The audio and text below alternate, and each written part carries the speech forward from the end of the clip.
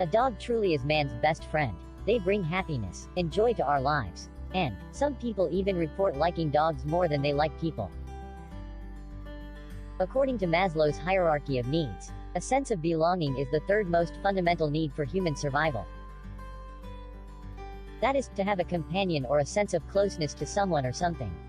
We form friendships with those around us to satisfy this need. However, we all know that relationships with those people are not always exactly healthy or fulfilling, because people are not always loyal or nourishing. But luckily, there are dogs, and they are often better companions than human beings. Because they are loyal, they make us happy, they don't fight with us, and they always stick around. Studies have shown some more interesting ways in which owning a dog or any other pet can boost your mental and emotional health. Here's what they found. Spending time with your dog boosts your happy hormones. Studies have shown that playing with your dog can drastically increase your serotonin and dopamine levels. Higher serotonin levels is associated with a decrease in negative emotions and feelings of loneliness. And higher dopamine levels makes you feel like you are on top of the world. Regularly hugging or touching your dog boosts your oxytocin levels. This is also known as the cuddle hormone.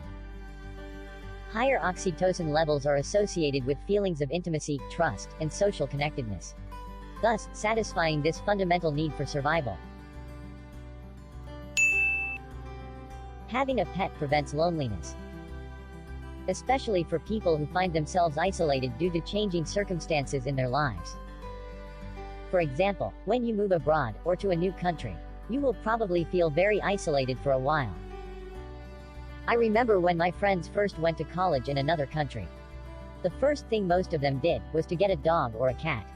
It was very comforting for them to have something familiar around, and it made them feel less lonely.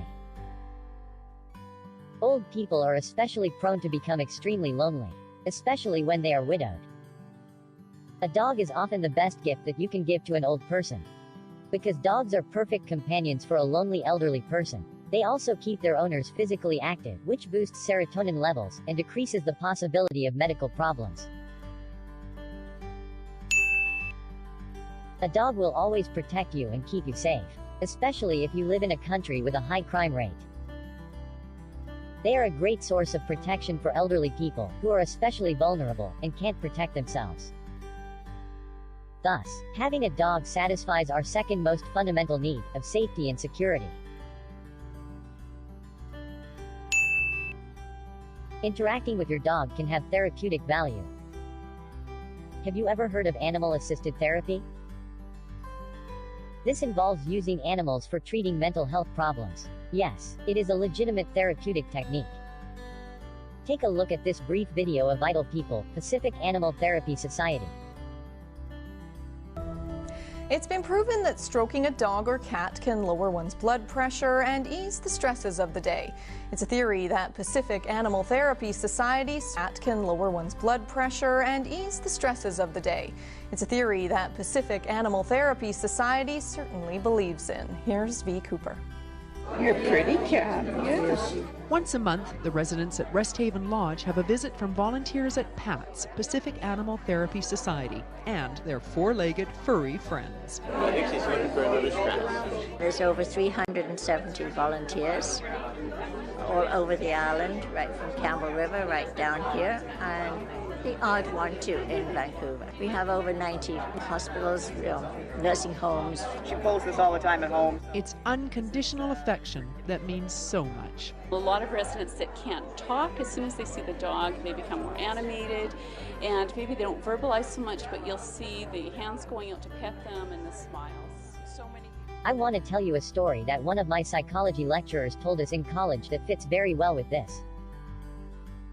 She once worked with a young boy whose parents came to seek help because the boy showed no progress in school. He was very withdrawn and struggled to make friends, and he refused to obey his parents' requests. Needless to say, the boy refused to cooperate with her during the therapy session. He would just sit with his arms crossed throughout the entire session, and refused to open up about anything that's bothering him.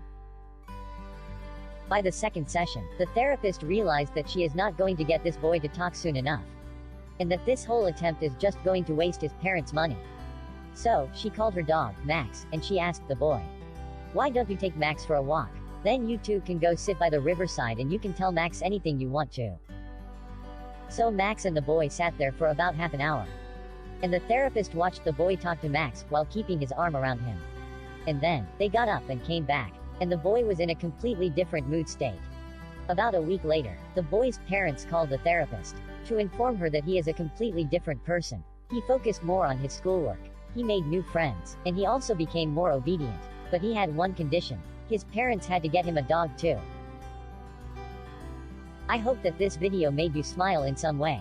Here's one last fact. Studies have found that the mere act of looking at cute pictures of dogs or any other animals can activate positive emotions, smiling and nurturing feelings within the viewer. Thank you for watching. We really hope that this video was helpful. Please don't hesitate to give it a thumbs up. And don't forget to subscribe.